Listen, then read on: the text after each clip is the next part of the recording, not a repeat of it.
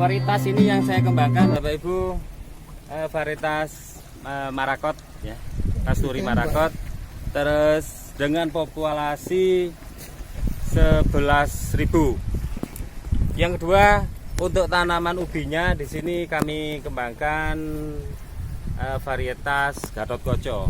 Itu sekilas gambaran terkait diversifikasi tanaman tembakau, tidak menutup kemungkinan adanya diversifikasi tanaman-tanaman pangan yang lainnya.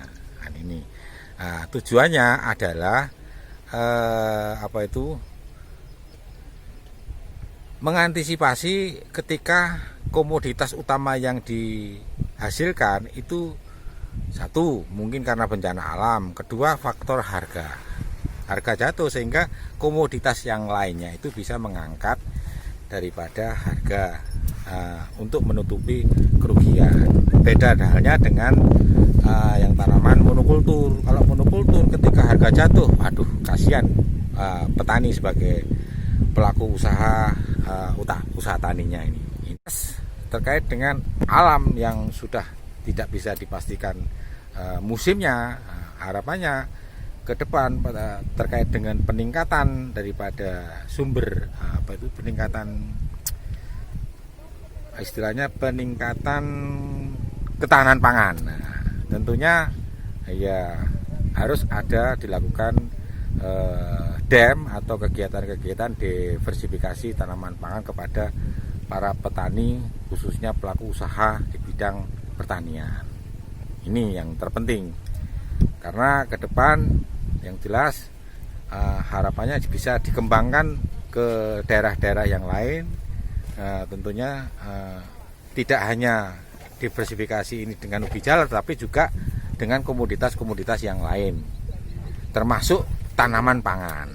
Ini dalam rangka peningkatan swasembada pangan, menuju ke arah swasembada pangan. Ini tentunya itu begitu.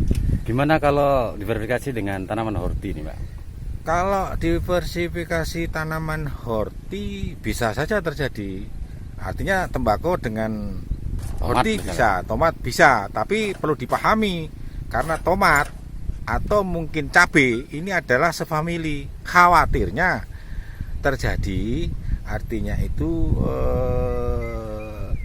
gangguan daripada organisme pengganggu. Karena ketika nanti tanaman salah satu daripada tanaman ini menimbulkan hama ataupun penyakit, ini bisa lari ke komoditas yang utama. Yang terkait dengan penerimaan hasil produk tembakau ini biasanya harapannya tidak ada yang namanya diversifikasi terkait dengan yang bisa mengganggu daripada kualitas tembakonya.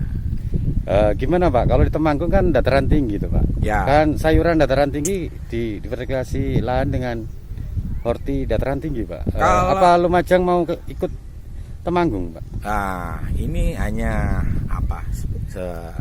munculnya daripada kegiatan diversifikasi tanaman tembakau ini adalah awalnya didahului oleh teman-teman petani yang ada di Kabupaten Temanggung. Untuk mengantisipasi harga tembakau ketika jatuh bisa diangkat oleh harga daripada ubi jalarnya.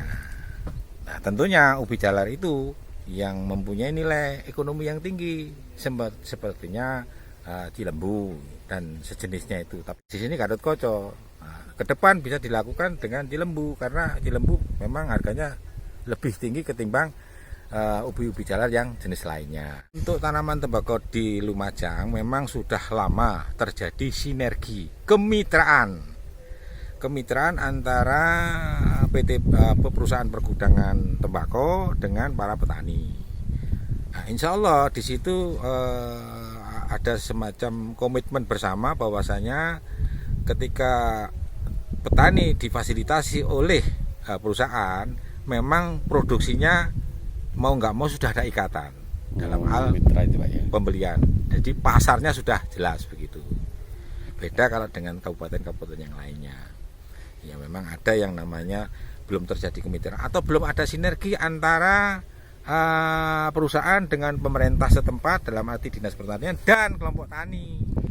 Kalau khususnya Senturo, untuk petani ubi jalar sendiri memang sudah banyak yang bermitra.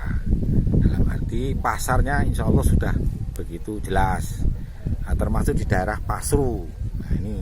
Tapi biasanya kalau untuk yang di daerah Pasru ini atau mungkin Senturo, ketika ada kemitraan yang jelas diminta adalah varietas Cilembu, karena pasarnya jelas ke Sukabumi, ke Tangerang, ke Banten. Nah, itu pasarnya sudah begitu jelas. Terkait dengan diversifikasi ini harapannya petani bisa menanam antara tembakau dengan ubi jalar, khususnya ubi jalarnya adalah jenis yang Cilembu. Sebelum kami melakukan pola penanaman antara tembakau dengan ubi, itu kami banyak berguru atau banyak bertanya kepada petani yang ada di Kecamatan Pasru untuk sebagai referensi kami melakukan kegiatan pola diversifikasi, Bapak. Terus yang selanjutnya untuk umur tanaman, ini tembakau dengan ubi itu tidak jauh beda, kurang lebih 15 hari setelah kita panen tembakau, itu selanjutnya kami bisa melakukan panen ubi. Untuk hama penyakit terkait ini kan OPT ya Pak ya. Iya.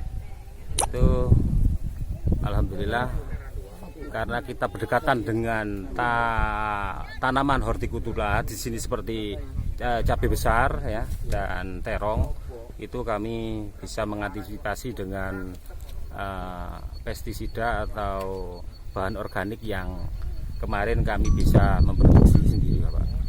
Pestisida nabati maksudnya gitu? Iya, pestisida nabati ya Pak. Oke. Antara tembakau dan tanaman tukang saringnya ketela, Iya. itu kan agak rapat. Nah, apakah tidak menyulitkan tentang perawatannya? Di satu lahan ya, itu kami lakukan dua pola. Yang di sini tembakau ubi. Iya. Di situ tembakau ubi. Inilah bisa yang bisa menjawab nanti setelah kita pasca panen selesai, ya kita munculkan dua analisa mana yang lebih efektif, begitu. Jadi ada tembakau 2 dulu, kemudian ada ubi jalar, kemudian ada inovasi lain. Yang menjadi harapan pertama artinya yang jadi produk unggulan dari inovasi itu apa tembakunya, apa telanya. Kalau yang jelas gini, diversifikasi itu kan kita tidak menghilangkan tembakau Bapak. Jadi inovasi yang kita munculkan ini bagaimana caranya kita melakukan pola diversifikasi yang betul, yang dapat rekomendasi dari Balitas. Nah, kalau diversifikasi ini saya kira bukan hal yang baru di petani tembakau. Seperti halnya tembakau di Kecamatan Kunir dan kecamatan yang lain itu sudah lama sudah melakukan pola semacam ini. Cuman pola itu sesuai tidak mitra kita. Kenapa dilakukan 2 baris tembakau baru ketela 1 baris? Dari 2 bako 1 ketela, 2 bako 1 ketela. Oke. Di satu lokasi ini kami melakukan 2 pola. Yang satu penanaman awal tembakau ubi. Ubinya 1 lari ya, Pak. Yang di bawah situ pondok ke timur tembakau ubi. Itu kami paling tidak harus bisa memunculkan 2 analisa. Jadi semakin banyak keragaan yang kami lakukan, otomatis kita banyak referensi yang selanjutnya sebagai acuan untuk teman-teman barangkali itu bisa melakukan pola yang kami lakukan. Dengan harapan nanti pola yang pertama di sini, kenapa saya lakukan cuma 1, itu melihat secara bisa efektif apa tidak perlakuan 1 gulot dengan perlakuan yang 1 gulot isi 2. Atau begini pertimbangannya, apakah tidak melihat tanaman tembakau produksinya lebih tinggi sehingga dilakukan dalam satu areal itu populasi tembakau lebih banyak dibanding ketela? Kalau melihat kondisi pertembakauan tahun sekarang Bapak, diversifikasi ini akan menjawab. Dengan gonjang-ganjingnya harga tembakau yang tidak menentu, yang sangat murah sekali, insya Allah dengan pola diversifikasi ini kita lakukan, kita tidak kecolongan penghasilan. Jadi Insya Allah dengan diversifikasi ini antara tembakau dan ubi ini, hasil yang kami dapat tidak jauh beda dengan yang tanaman monokultur tembakau saja. Gitu ya. Sebenarnya petunjuk dari dinas kan tidak ada pola 2 tembakau 1 tela, kemudian ada satu tembakau 1 tela. Kira-kira mungkin Pak Anang sebagai petani apa ya, mereka sendiri ya. Paling tidak begitu Bapak. Oke. Kita harus banyak berinovasi. Ya.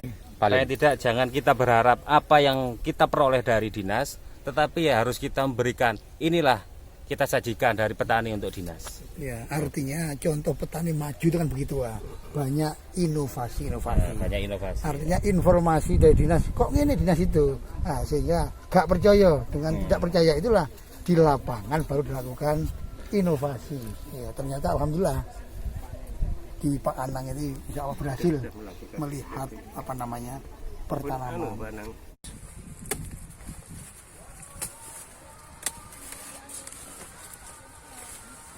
Aku mantap. Oke, matur nuwun. Assalamualaikum warahmatullahi wabarakatuh.